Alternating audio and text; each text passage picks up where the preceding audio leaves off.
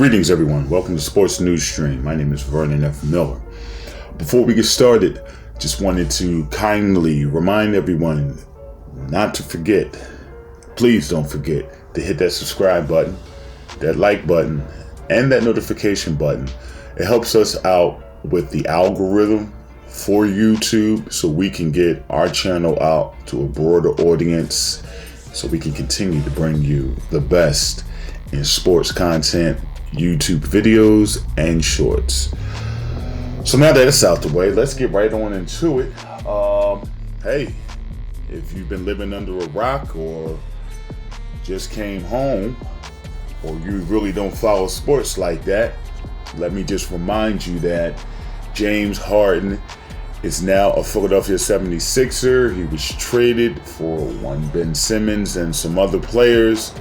But what we're going to be focused on and talking about today is how this trade and addition of James Harden will affect the Sixers, and let's see if we can predict or get an idea of what we believe the outcome will be by the end of the season.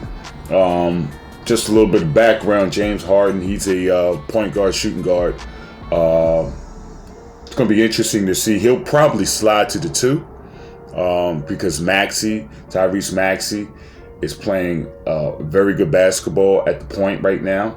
And I don't think that should be something that you should move away from. I think you want to keep him on the floor, trending the way he's trending, getting the education on the floor that he needs to progress during his career and this maturation with the Philadelphia 76ers.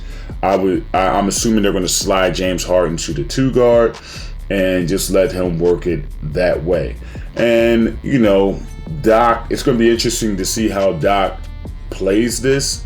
He may even be able to flip-flop between Harden and Maxey and have them playing with the 1s and the 2s, or at the very least, Harden will probably be bringing up the ball on a lot of occasions. The pick and rolls with Joel Embiid and James Harden is definitely something to look forward to. That's going to be exciting. I personally believe they will be scoring a lot more points. They will probably take a hit on defense because Ben Simmons did bring a lot of defense to the floor, and James Harden has not been really known for his defensive prowess. So with that being said, but I don't think it'll be too much of a hit. It will be a hit, but I don't think it'll be too much of a hit. I think it can make up for it with points. It's going to be interesting to see how the Sixers and James Harden come together on this contract. We all know he'll be a free agent at the end of the season, and right now he's looking at north of about anywhere from 43. I think he's at $44 million on the books this year. The Sixers are on that there, and he's already exercised that player option, so the Sixers are on the book for that. And then they got to figure out, what's a decent contract to keep him here long term, and that'll probably wash him up. I mean, right now he's 32 years old, and it's going to be very interesting to see what type of contract the Sixers and Harden can work out. And at the same time, how does this affect Tobias Harris?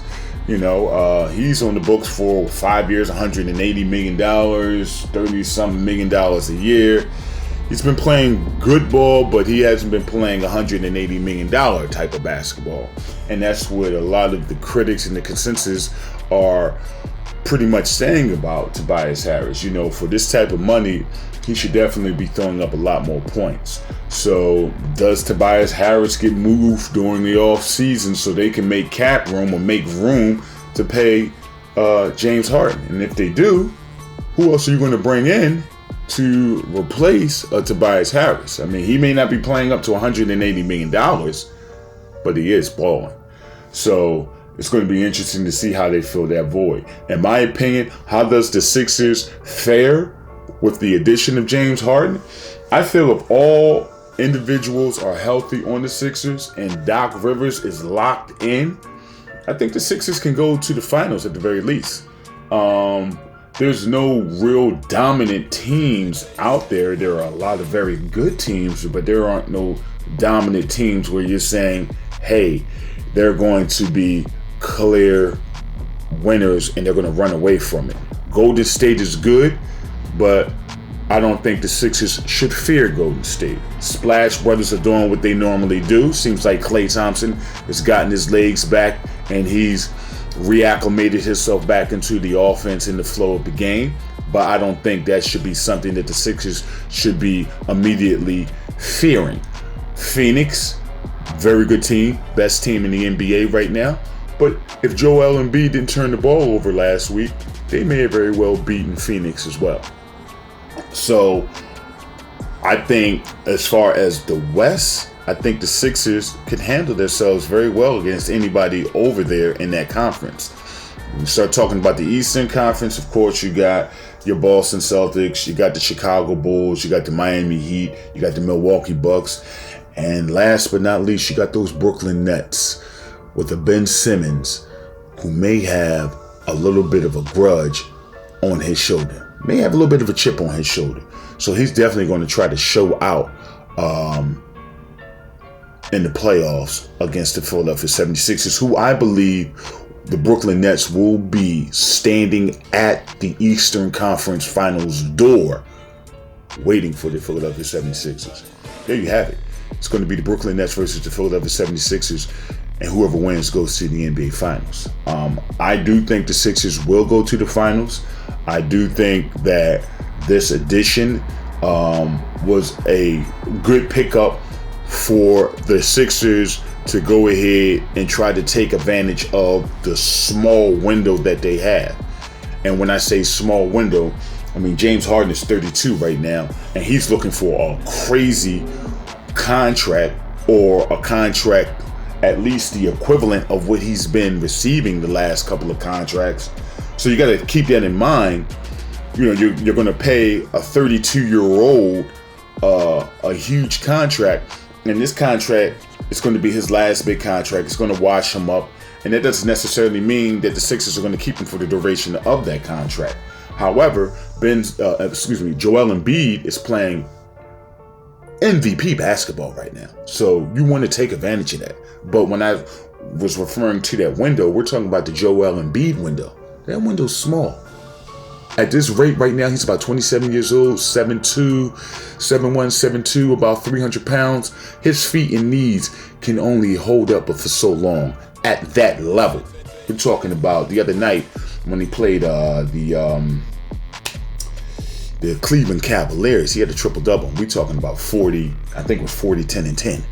Like, so this guy is balling out of control. But at that level, he's got about 3 years. Then it's going to be a decline. So I get it. Morey, Doc Rivers, and the higher-ups are saying, hey, let's get somebody in here to complement Joel Embiid so we can at least get in the finals. At least if we can get in the finals, hey, it's anybody's ball game. So I get that. As far as long term, the Sixers are in a very, very, very sticky situation. You got to get rid of that Tobias Harris contract. You got to get rid of Tobias.